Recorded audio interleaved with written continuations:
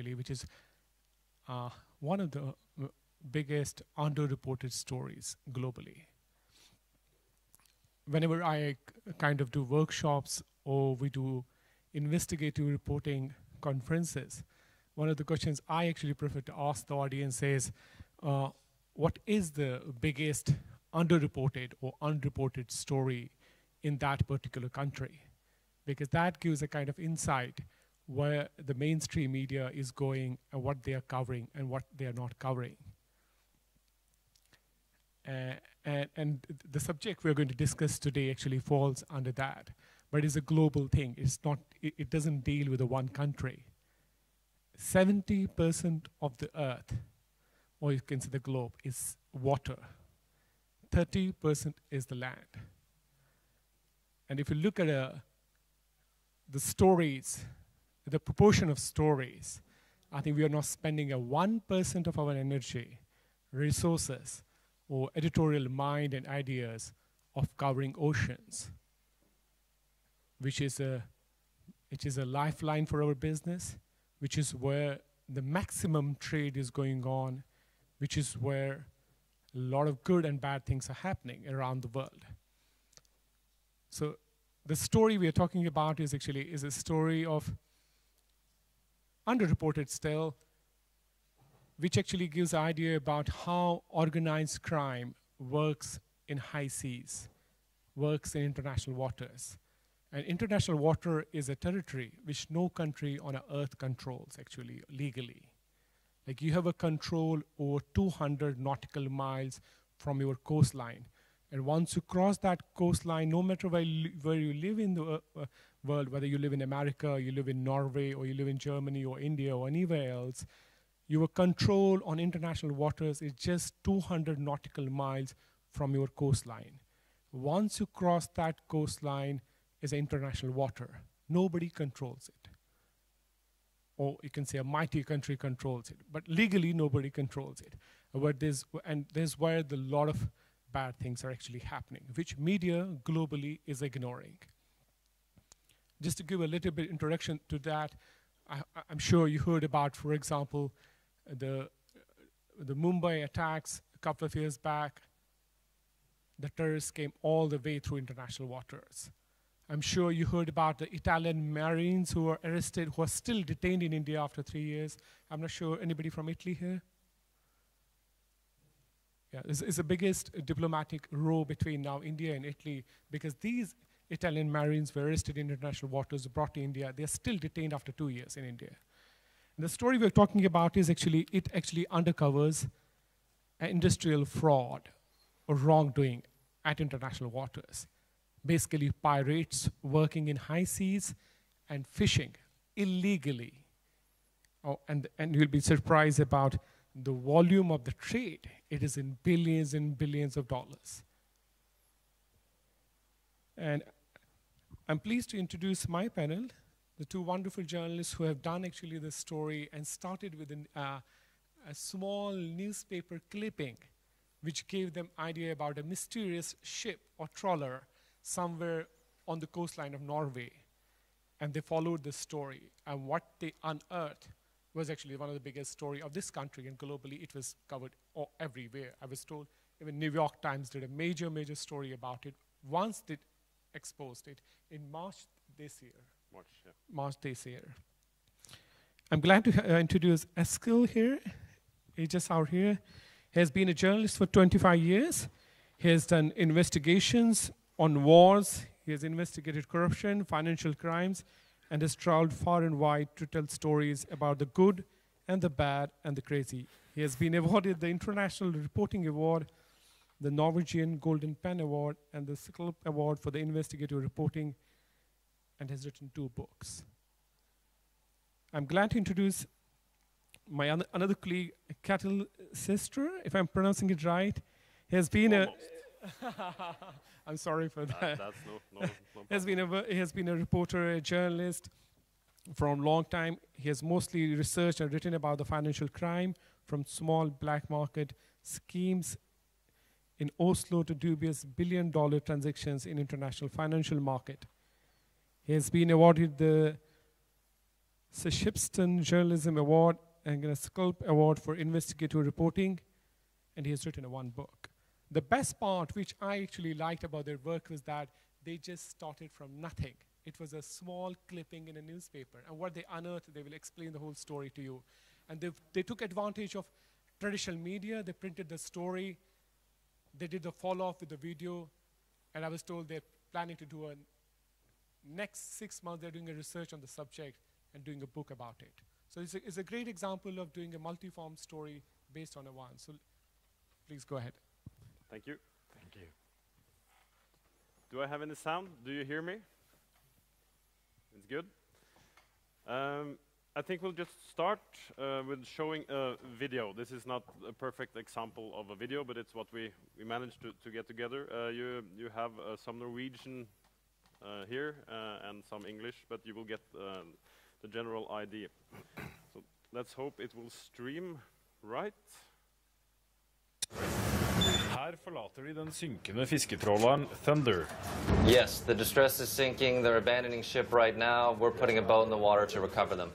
Mannskapet ble tatt hånd om av miljøaktivister fra Sea Shepherd, som hadde jaget Thunder i 110 dager. Thunder har siden 2006 vært etterlyst av Interpol, mistenkt for å bedrive ulovlig fiske i Sørishavet. Etter å ha vært ombord på tråleren og sett at alle skott og dører sto på vidt gap, mener Sea Shepherd at Thunder ble sunket med hensikt. Everything was open, so if water comes into one area, Goes into the next. goes into the next and into the next. So everything that can float was open. Klokken 13.52 mandag endte den lange jakten i Guinea-bukten utenfor Vest-Afrika. Thunder begynte da sin siste ferd mot havets dyp.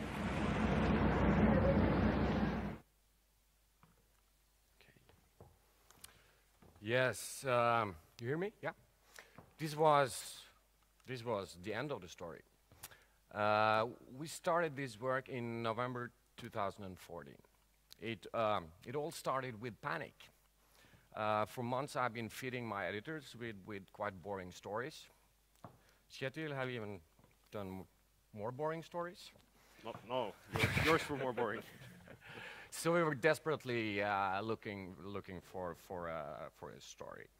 We found this newspaper clipping about a mysterious ship called Snake. Snake was wanted by Interpol. It apparently had been poaching for years and years. No one really knew who the owners were and where the ship was operating. They did not use the automatic identification system. And the whole ship was a mystery. We decided to find out the story about this mysterious vessel Snake. What we had here was, this is 2 Interpol notices. Unfortunately, you cannot see all the text, but you see Interpol. These are for 2 fishing vessels, big trawlers, Snake and a ship called Thunder. This was the first time ever that fishing vessels was wanted internationally. And what Interpol wanted to achieve was to tell all its member states, and that's basically all countries on Earth, if they ever get in contact with these vessels, if they ever enter a port, if they observe them, give information to Interpol, because they were trying to build a case to get them. So that was kind of the interest. Why did Interpol do this? You know, a wanted notice for a fishing vessel? Seemed a bit strange. But we did some initial research, stuff that you guys probably do all the time. Google searches, searched through the database of Interpol, and we found that more vessels had been issued wanted notices as well. This was obviously an ongoing story, and it was growing. So this is kind of a climate where we're now trying to get international cooperation to work together to really do something with this problem. And what these guys are doing, they're poaching, they're fishing illegally in international waters. So basically, the state that has the jurisdiction is the flag state. And these vessels, they were all registered in places like Togo, Seychelles, Mongolia. And these are not states with, coast guards. They cannot go out and try to catch these vessels in Antarctica. So they were basically operating freely, an outlaw sea. And we saw constant shifting of flag states. We saw the usual stuff that we see in other stories we do, tax havens, sending money from Panama to Belize, places where it's very hard to get information. And it was all impossible to trace the real beneficial owners, or at least it looked that way. When you found the company records, you found a lawyer in Panama, and it ended there. And in addition to poaching, illegal fishing, some of these vessels were also suspected of being involved and engaged in tax fraud, human trafficking, money laundering, forgery of documents, corruption. So we're basically talking serious organized crime. In the beginning, we had a little stroke of luck. It was in December 2015. There was a conference on international fisheries crimes in Tromsø in Norway. We went there. It was a good place to meet sources and get an update on the situation on the high seas. We were mingling with the fishing authorities, Interpol, UN, and so on, all engaged in this. The Norwegian Minister of Fisheries, Elisabeth Aspaker, she said in a speech that another suspected poacher, the ship Thunder, had been arrested and fined in Malaysia and then released. She presented this as a success story in combating fisheries crime. And we asked ourselves, was this really a success story? Thunder had been blacklisted for more than 8 years, and it was still operating. According to sources, this ship alone has earned $60 million on illegal fishing. After it was detained, it was fined, and it was released and allowed to carry their valuable cargo of Patagonian toothfish and sell it to the market. Was this really a success story, as our minister told us? We also discovered here, you have the chase of these vessels, but also the bigger picture, with estimating illegal fishing to be worth up until $20 billion annually. So it's a big criminal enterprise. And the reason why probably we took interest before, let's say, New York Times was Norway is funding this Interpol project Scale. They have called it Project Scale, where they try to get together to combat this. So we had basically access to the sources. Some of them are in Oslo. So and it's a major business. This was basically the stuff we had. The reason to carry on investigating. Was this a success story? Did the pirates now have reason to be afraid, or could they just continue as they had done for years and years? So we decided to leave the initial ship, Snake. We wanted to focus on Thunder. This is all Thunder's different names, flag states. One time it had a home port in Ulaanbaatar, which is 10,000 kilometers from sea. From sea. 1 week after we came from this conference, the militant organization Sea Shepherd, some of you are familiar with them? Environmentalists, it's a word we have difficulty saying, but we tried it now. Yes. They were also fed up with authorities not being able to stop the poachers. So in late November, their campaign ship, Bob Barker, set out from Australia to hunt down what they called the Bandit Six, the 6 most notorious poaching vessels. Thunder was on top of the list. So 2 weeks after we came back from Tromsø, Bob Barker spotted thunder in one of the most remote places on Earth. In the shadowlands in the Antarctic shadowlands, the Bansara Bank. This was the beginning of the longest chase on the high seas in modern history. We got in touch with, when we heard they spotted them, we called them and we got in touch with the guy who's Peter Hammarstedt, the captain of Bob Barker. This picture is taken the day they spotted. So that's thunder behind there, and Hammarstedt with his, his prey. He's found his prey, and this is, we're in an area now where you have icebergs floating everywhere. So it was not an easy job to find this, find thunder. All the satellite tracking navigation systems had been turned off. So you basically have to go there and try to spot it manually. And this is, I guess, everyone who has seen a map of the world, you see that the oceans from Cape Town and down to Antarctica, it's enormous. It was like looking for the needle in the haystack, and they found the needle. So in the following month, we would communicate on a daily basis with Captain Hammarstedt and the crew on Bob Barker. We had the same goal as them. We wanted to find out who these guys are, and as Peter Hammarstedt told us, without you, we would be just another ship following another ship. So we wanted to fill the story of thunder with content. These are the Bandit 6. Just to make it clear, these are not small fishing vessels. These are industrial-sized trawlers. They have like fillet fabrics inside. They can operate for 4, 5, 6 months on the high seas. And they can freeze the fish.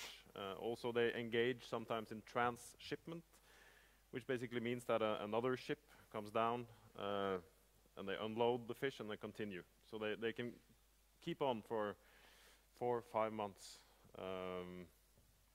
And also another thing we didn't mention, Thunder, which of course was fun for us, is actually built in Norway, in Ulsteinvik. So a lot of Norwegian connections here. So while Sea Shepherd was chasing thunder through Antarctica, we decided that our contribution to the story would be to track down the officers and the owners of this ship. Who are they? How do they operate? From where do they operate? How do they move their money? It's quite a big operation to get a large trawler with a crew of 50 to go out on the high seas. They're there for up to six months fishing. Reports from organizations like Greenpeace, Oceana, and others pointed in the direction of Galicia. A lot of these ships were suspected ownership in the province of Galicia in northern Spain. We also knew that the captain on Thunder spoke Spanish, but we had no hard evidence connecting Thunder to Galicia. And this is the thing they're hunting for, Patagonian toothfish. I don't know if you should tell the story, but it started off being a fish that no one liked. They called it Chilean sea bass, and they branded it Chilean sea bass and started selling it at restaurants in New York and LA. And it kind of, from being a fish that you even didn't feed your cat, it became a delicatesse, a luxury thing. So a lot of money involved, and they're large, and they're up to 150 kilos. They fish at depths to 3,500 meters. And when they fish, they use nets, bottom nets. They go all the way to the bottom of the sea, and they can be kilometers long. So they basically, in addition to catching the fish, they also catch everything else. So it's an environmental crime on a major level. While we were, obviously we wanted to go. We wanted to be on the Bob Barker, but that was impossible. This is Antarctica. So we had to try to do something else. And as Eskil said, our contribution would be to try to find out who these guys are, because we do that a lot. We work for the Norwegian Business Daily. We're kind of the largest business daily in Norway, and we do like financial investigations. So And we talked to Sea Shepherd, and we asked the photographer, can you take photos, try to take photos of the officers? But the officers, they, on the ship, they kept hiding behind balaclavas. They rarely went out on deck. So that took some time. The reason we wanted the photos of the officers, no one knew who was commanding this ship. The reason, if we had a picture, we could maybe identify them on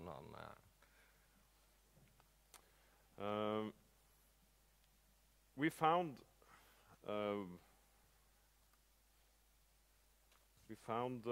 one thing that was kind of interesting and maybe a little weird.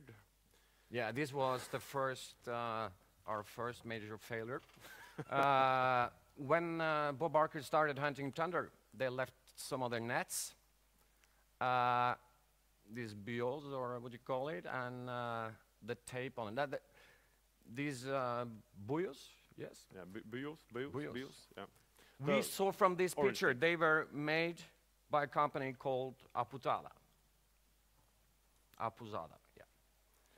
That was a Galician company based in Ribeira, which is known to be a kind of capital of poachers.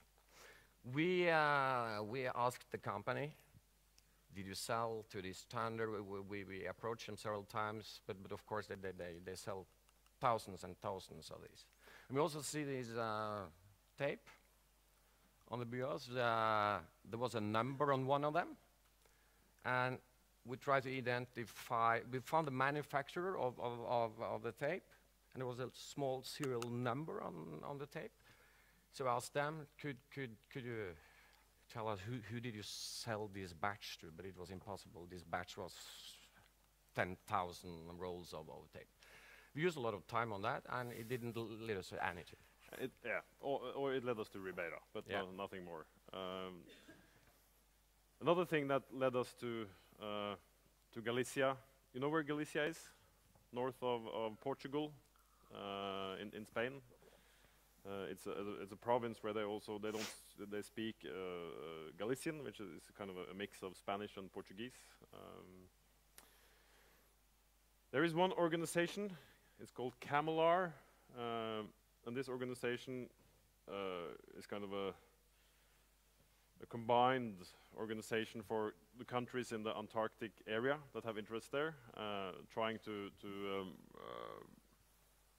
make sure that there are not a lot of poaching there. And they have followed these poachers. Every time one of these vessels have entered a port, they leave documents, and these documents are then sent to CAMLR. So they've managed to track down some of the companies they believe are the owners of these vessels. And on this here, you can I don't know if you can see it, but there are 3 companies up there. A company called Royal Marine and Spares in Nigeria that we're going to talk about more later, and one company called Tranco Aero Fishing in Panama. And I've done quite a lot of research in tax havens in Panama, and you very rarely find the names of the real beneficiaries in these companies, but this time we did.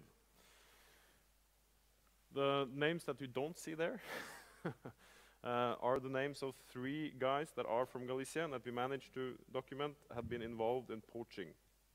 One of them had been arrested in South Africa, one in New Zealand, and one in Réunion. So they had a history of poaching. And we managed to track them down to Galicia. 2 of them even lived in this village called Ribeira. So again, another thing pointing in the direction of Spain and Galicia. So in February, we decided to go to Spain. We met some sources in Madrid who have been working with fisheries crimes. And we also tracked down 2 private detectives in Barcelona who they were involved in, they worked for insurance companies that insured these pirate vessels. In a meeting with these private eyes, they pointed us to Galicia and said, Ribeira, you have to go to Ribeira. They heard through their investigation in pubs and so on that, okay, thunder could be from Ribeira. But that was pub talk. So when we went to Ribeira, the private eye said, good luck. Going to Ribeira asking about pirate fishers is like going to Napoli to ask who stole a truck with dope. And then he said, the only way to succeed is to go to bars, buy some expensive dinners and prostitutes, then you maybe get a story. So we left for Ribeira, but we left the hooker strategy behind. When we came there, this was kind of new territory for us. I don't speak Spanish, Eskil speaks a little bit, but this is Galician, so we had to hire a local reporter there who could help us out. And we followed a couple of leads we had there. We had managed to identify the names that we showed you earlier, and also there's another syndicate called Vidal Armadores that's been operating. That's the most widely reported on. They also live in the same place. We went around basically, knocking doors. We found the addresses to these people, knocked on doors. Nobody would talk. We went to the bars. It became completely silent when we came into the bars. They were isolated. No one wanted to talk about with us. It's like in those Clint Eastwood movies when he goes into these bars, you know, in the Wild West. Everything goes silent. One guy we met in this bar, he said, okay, the way this works, if some of the guys involved in this talks openly, they will be probably beaten or frozen out of the local community and the local fishing industry, which is the main industry in Ribeira. So after all these guys say, no, we don't know anything about thunder, we started the long drive home. We were very disappointed. We had a massive hangover. After about 300 kilometers on the road to Madrid, at 9 in the evening, we got an email from Captain Hammarstedt on Bob Barker. He had the photos of the officers. So we went back to Ribeira. Our plan was again to go to the pubs and the fish markets in Ribeira showing the photos. The problem, we had to be at the airport in Madrid 7 o'clock the next morning, so we were running out of time. This was in the middle of the night. It was snowing, and we drove to the wrong Ribeira because it was two Ribeiras. Two Ribeiras. Same place. Yeah. So when we finally arrived to the right to Ribeira with our valuable photos of these guys, it was too late. So that night we drove 1,300 kilometers through snow and cold with no result. The massive hangover had turned into a massive disappointment. Yeah. But we had established, we hired a guy, a local reporter working there, so we had a guy who could help us out. Back in Oslo, started working with these photos. They're kind of grainy, a couple of them, and you'll see the balaclavas. But a couple of the guys you could see quite decently. So we figured it was worth a shot sending our local freelancer to Ribeira to show these photos in the bars. I tried all kinds of Google searches to try to find something on these guys, but it was impossible. Or at least I couldn't find anything. But our helper in Galicia, he managed to go to some pubs and get some identification. The trouble again is in Spain, people often have 4 names, and they are quite similar, so we had some confusion with names. But there was a retired fisherman. I identified several of these guys for us. And he were not sober when they did it, so it's a problem. We now know that he got most of the names right, but it was hard to publish. And we did another thing that's kind of interesting that people do a lot. We went on Facebook. We got hold of a crew list at some point, a list of people that had been on board this vessel Thunder 2 years prior in Malaysia. So we had a list of names. We started checking these names on Facebook. And through a Peruvian second mate or something that had been on that ship, we searched his friends list, and we could find a photo of a guy with an iceberg in the back and obviously on the ship. We found more and more photos. We even managed to identify that the guy there on the left, he's actually on Thunder. You could see other photos of the vessel and see it looked very, very similar. And these guys had been poaching for years and years and years. They had gone to the exact same location in Antarctica for years and years and years, and they even posted photos on Facebook.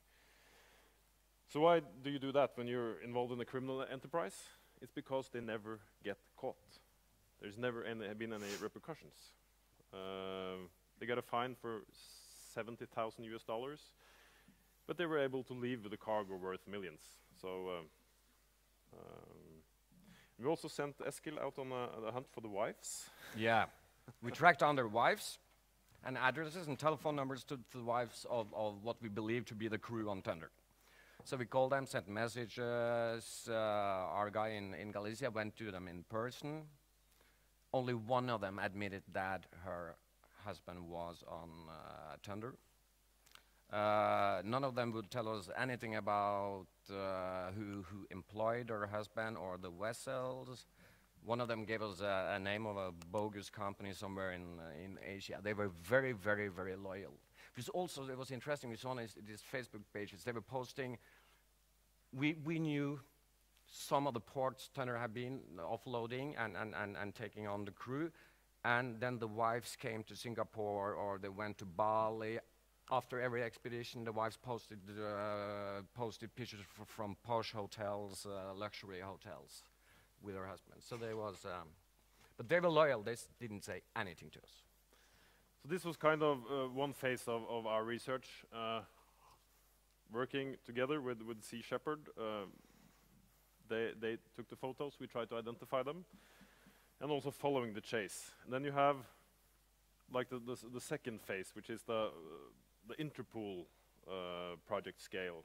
There was a kind of a secret police operation ongoing called Operation Spillway.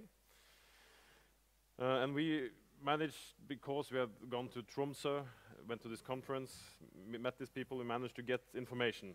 We had some inside information on what was happening there. But all the documents that were going from Norwegian government to Interpol were classified. So we had to rely on oral sources. We got some documents. Yeah. And but one important document. We managed to find some documents ourselves, and some people gave to us. This was kind of a interesting breakthrough, because this is the most important document of Thunder. This is the certificate of registry. Without this is a legal document. Without this, the ship will never be allowed to enter a port. And it says that it's registered in Nigeria, and that the owner is a company called Royal Marine and Spares. And I spent days trying to find out more about this Royal Marine and Spares, and I found on the internet a very big PDF file with names of all the companies in Lagos, which of course is a very big city. But there were a couple of names there. I thought they were bogus names, but it turned out that the guys that on paper were owning and running this operation was the current energy minister in Sierra Leone, Mr. Henry Macaulay, and Du Mason, the richest man in Liberia, been an ambassador to many countries, is a personal friend of Nobel Peace Prize winner Ellen Johnson Sirleaf. But this was very far from Galicia. Could this be the case? Obviously the names were on the document. This is an official document from this company. I didn't quite believe it, and we managed to get in touch with both of these guys. Obviously they are busy guys, but we had a contact at the Norwegian consulate in Sierra Leone, and he knew Mr. Henry Macaulay, so we went and had a meeting on behalf of us and said that we were good guys from Norway. Could you please communicate with them? So they answered. And they said that they had no idea of any ship. This had been an oil service company. It was not longer operational. So I started to believe that someone had stolen this company, basically, and used it as a front for this illegal fishing, poaching operation. And we now know that that's correct. These are not the owners, but they are the owners on paper.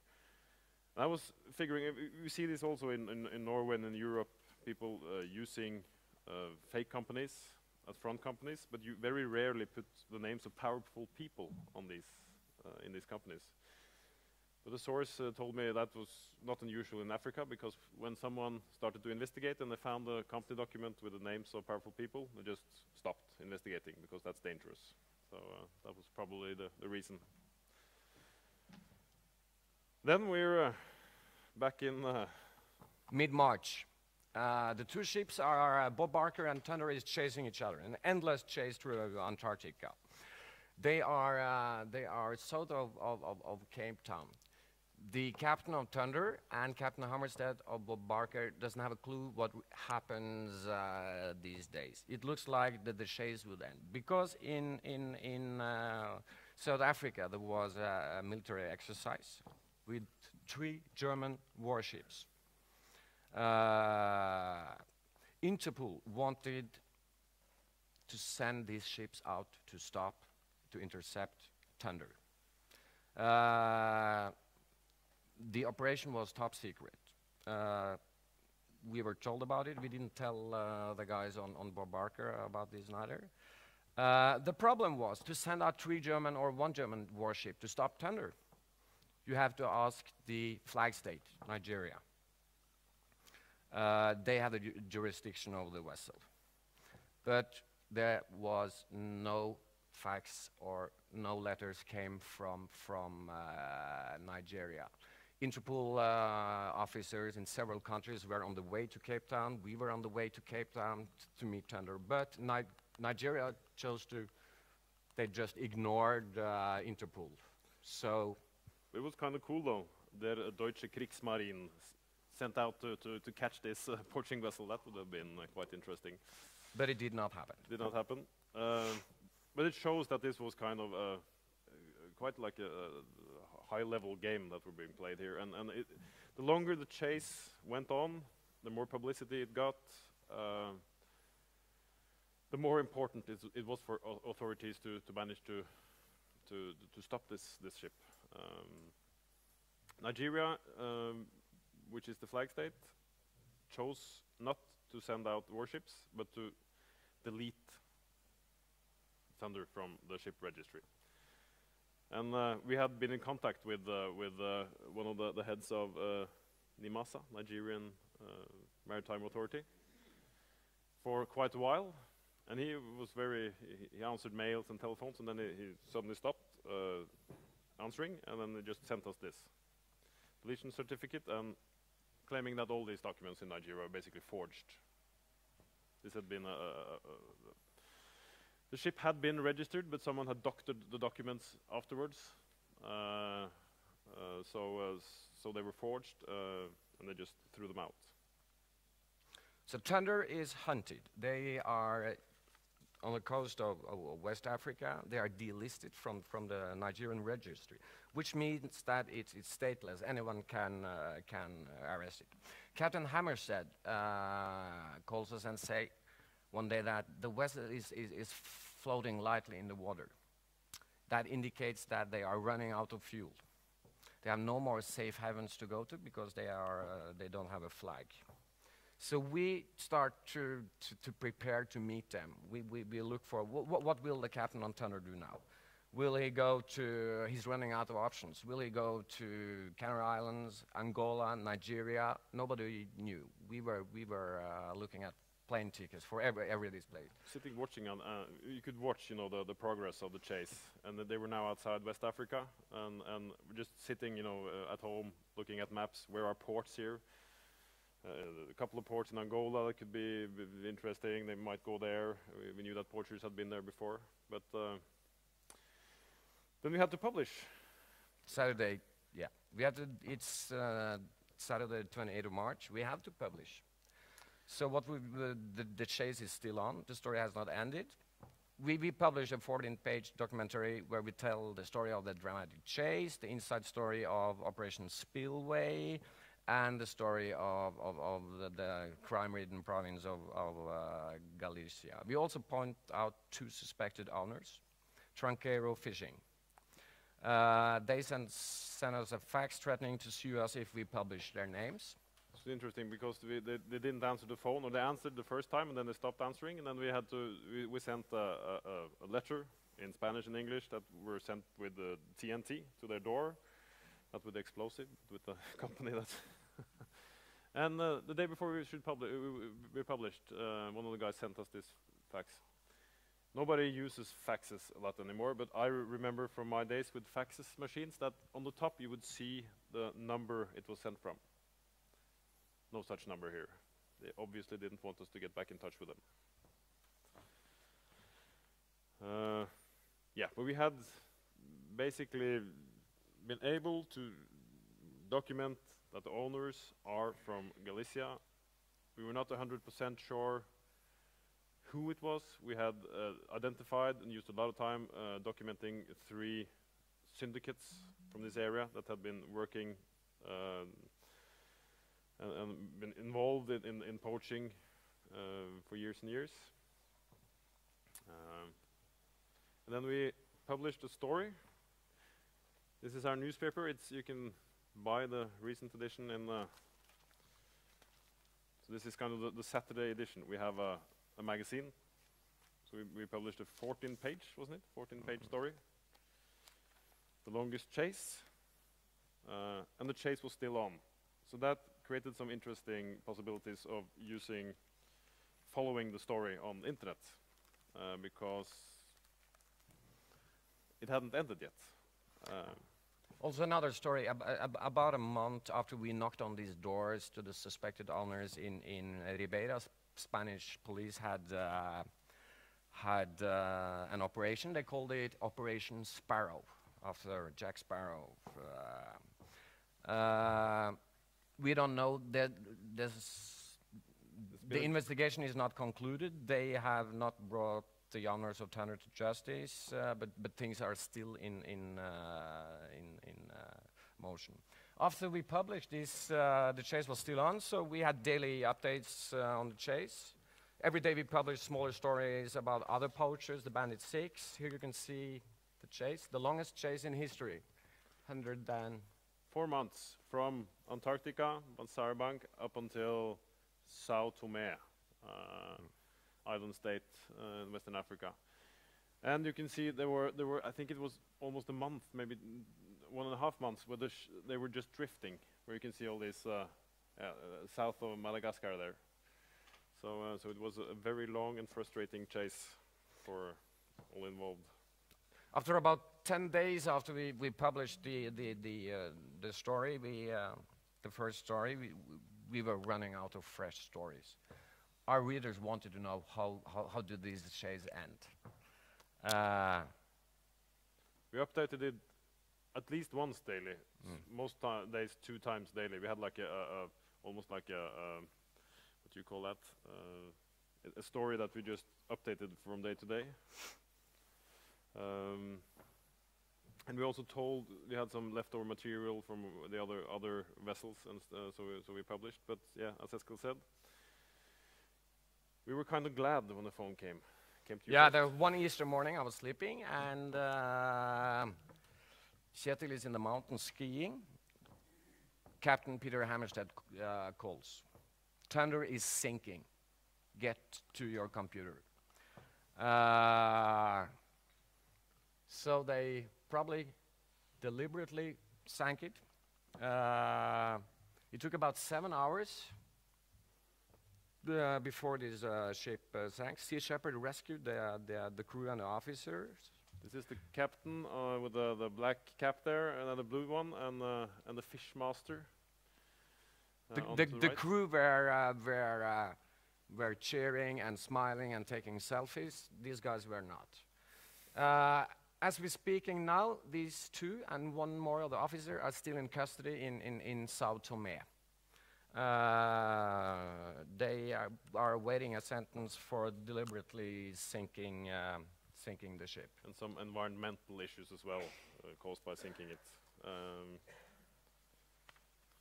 We also followed the story to try to document more. How could this have been going on for so long? We found out that the Bandit 6, at least 5 of them had been insured by a well-known shipping insurance company in UK, in British Marine. And we just confronted them, sent them these Interpol notices in our stories, and are you actually insuring these guys, helping them stay afloat? And after a couple of weeks, they stopped, they canceled the insurance.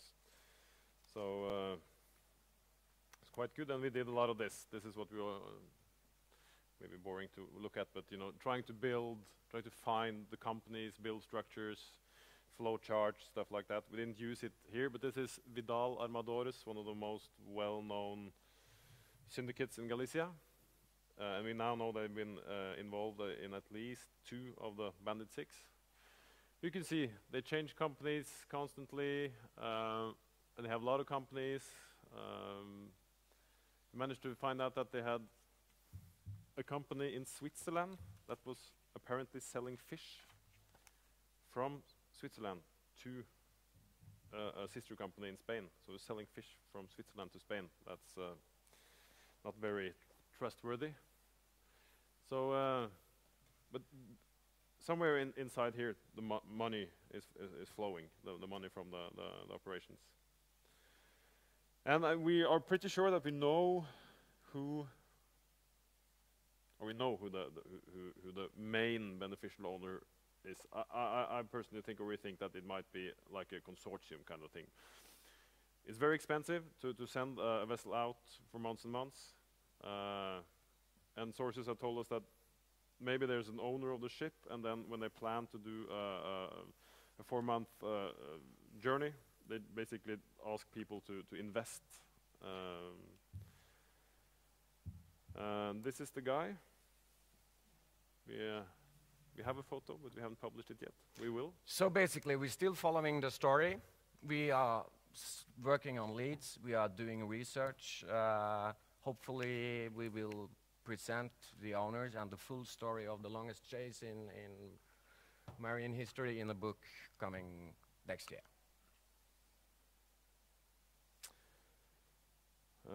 I think maybe the most important thing is always very interesting to work with new themes, stuff you haven't written about before.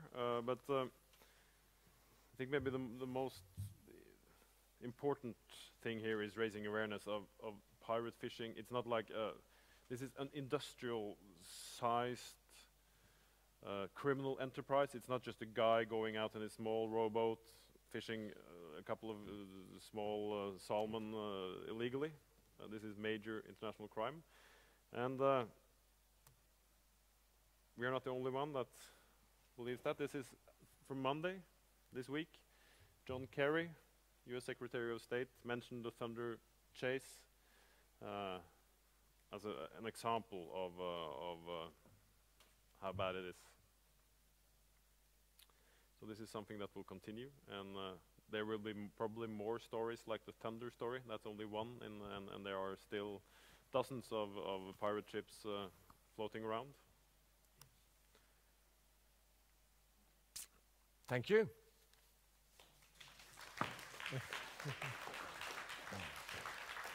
Thanks a lot. It was really wonderful. I think it was really fantastic to see, and the way you presented it was so clear for everyone how you can do a long-form stories without losing the patience, because it has been really for months and months investigating, putting pieces together.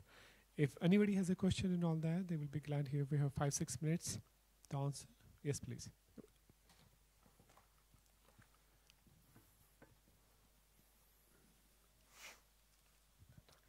The map you showed, the tracking of the vessel, how did you, because you said that they had turned off all the technique, all the GPS. That's from Bob Barker, from the Sea Shepherd, because they were always only 200 meters or 500 meters behind. So they also followed the vessel drifting around? Yeah, they were drifting around there for months. They were very frustrated on the ship of this month floating. Nothing happened. They tried Thunder at one stage. Thunder attacked Bob Barker. I have some photos of that, if I can just find them. So for a period, the Thunder was chasing Bob Barker. This is a very close encounter on the high seas. This is extremely dangerous, what's happening here. And this is a guy throwing a chain. Actually hit one of the photographers. They were out in the lifeboat following, trying to take photos. And this is Sea Shepherd. Because on this, the crew was 50 people were on Thunder.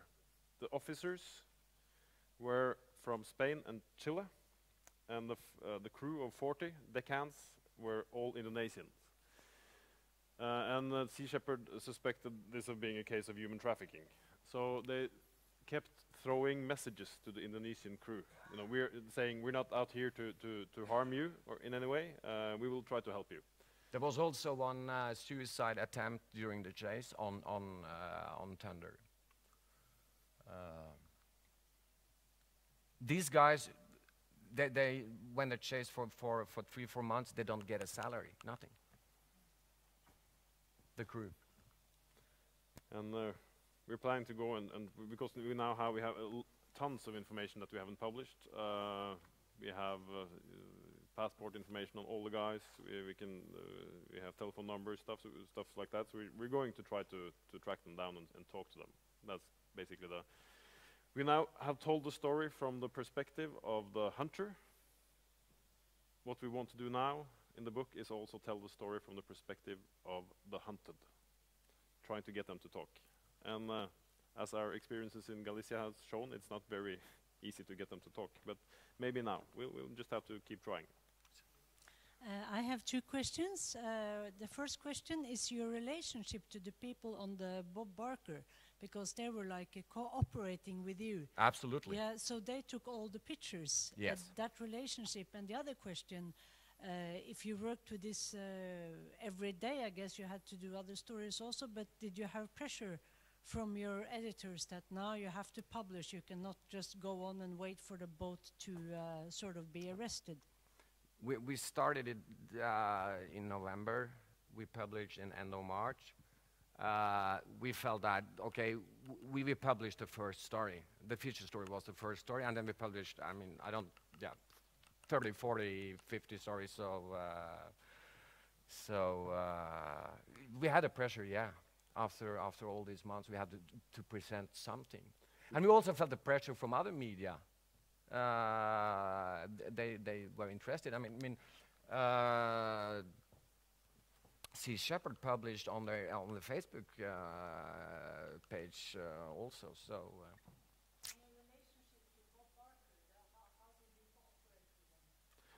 That was basically because this went over such a long period of time.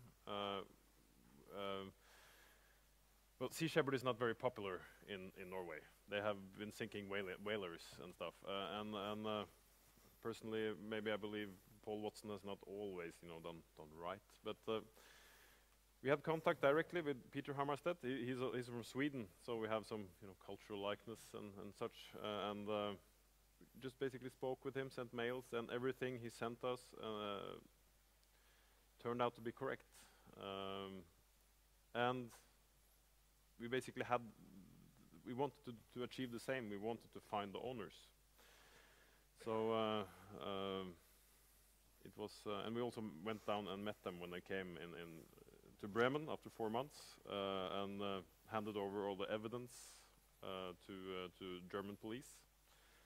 They are all vegans, so we stayed on the ship for 3 days and then eating horrible food. And then for months, they were skinnier than me, all of them, on the ship.